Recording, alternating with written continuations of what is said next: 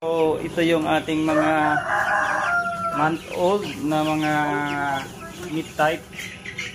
So, ito yung ating ililipat doon sa growing pen.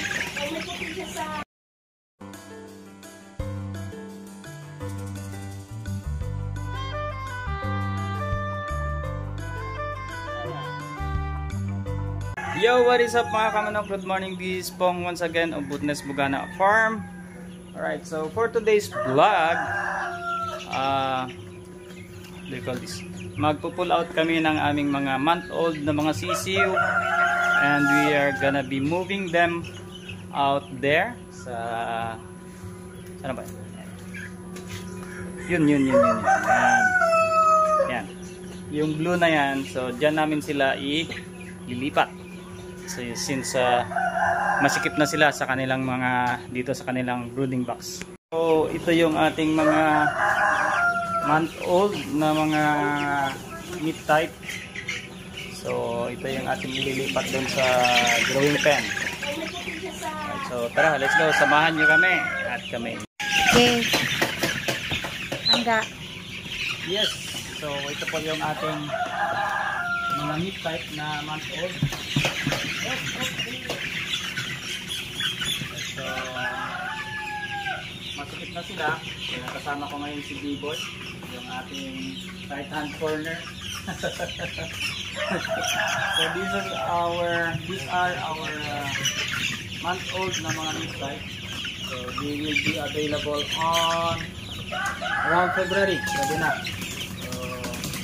So tara.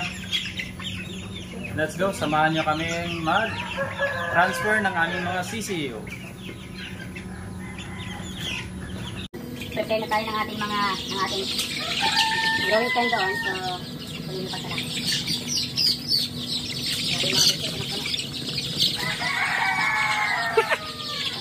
Ang cute nila.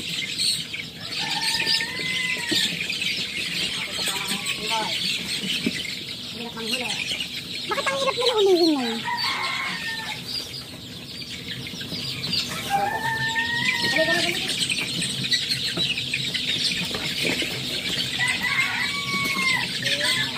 Ano tsura nila, ah? 2, 4, 6, 8.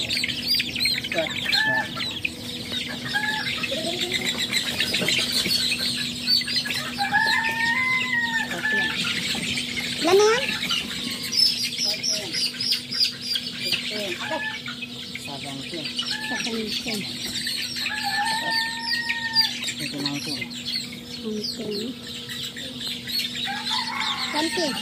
20 na yan?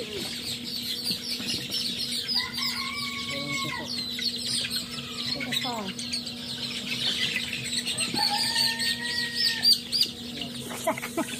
Awak ka na lang ng camera. 28. 29. 30. 30 lang. Sa 30 lang muna yung laman ng ating crate. Hindi ako makapunta dyan. Malaki pala yung nabili kong bota. Akala ko. Ako lang para may space sa loob.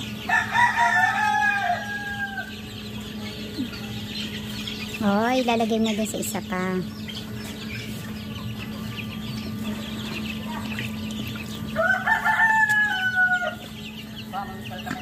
Ako lang gano'n. Sige.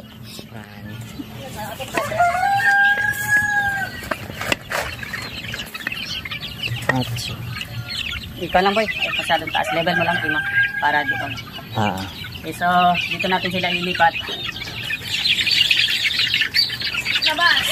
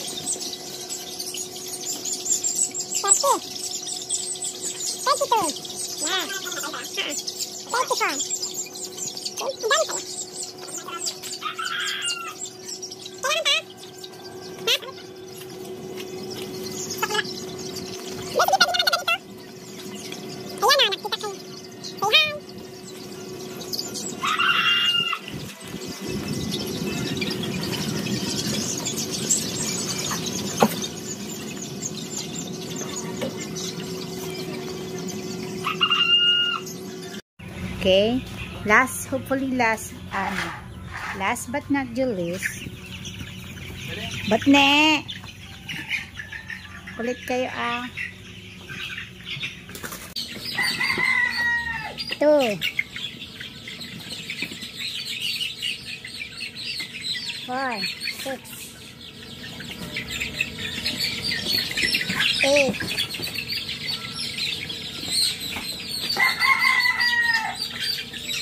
10, 12,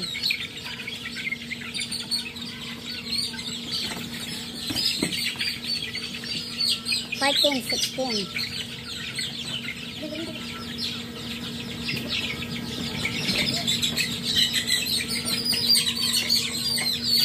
18, 20. 22. Iyak pa yung isa. 24, 26, ayan na rin, 28, 30, 34 din? Okay. Sinama mo yung hawak ni B-Boy. Okay, 34 plus 34, 98. Guys, tapos na tayo nag-pull out dito, itong last batch namin ni B-Boy. And then itong rice hull na pinagtanggalan natin, we will be using this as recycled material. Gagawin namin itong CRH or carbonized rice hull na gagamitin naman natin sa ating breeder house. Breeder material natin. Alright, so okay, yan. So yan yung last namin ni B-Boy na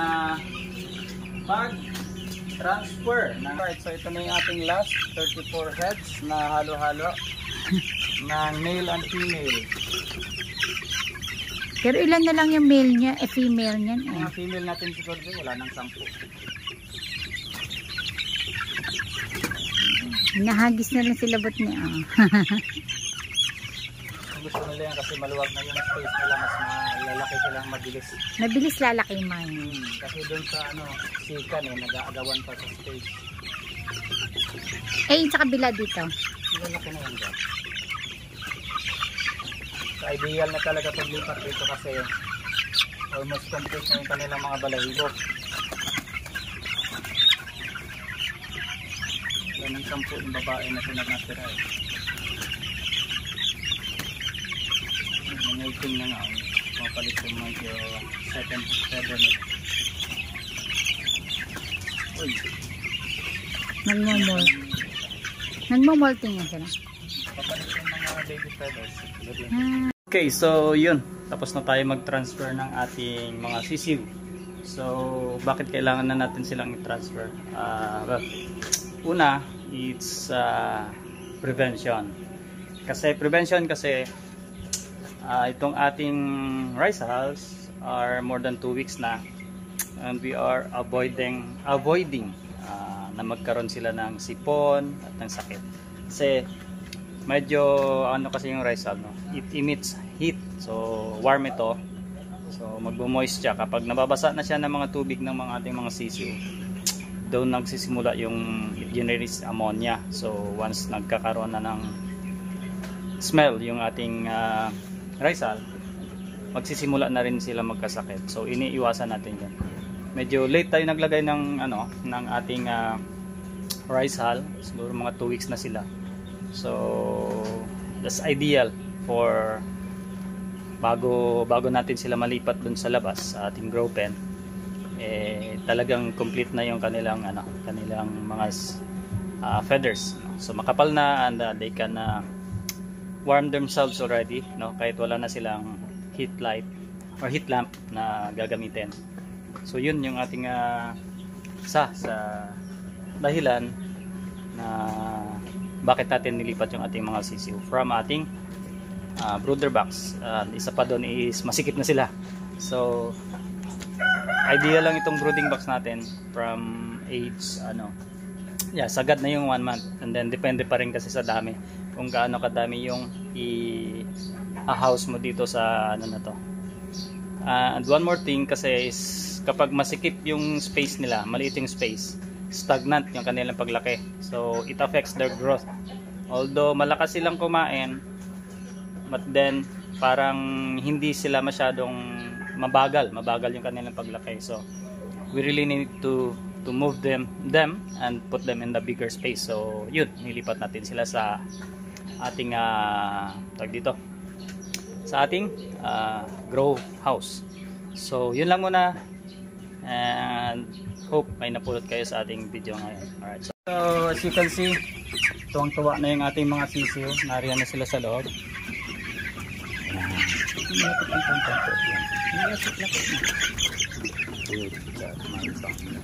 Alright, so na sila, mas maluwag, they can move better, na hindi na sila naghahabulan, nagsisiksikan.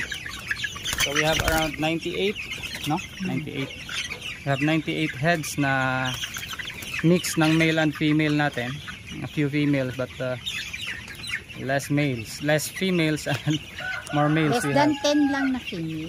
Yeah, okay, so yan sila.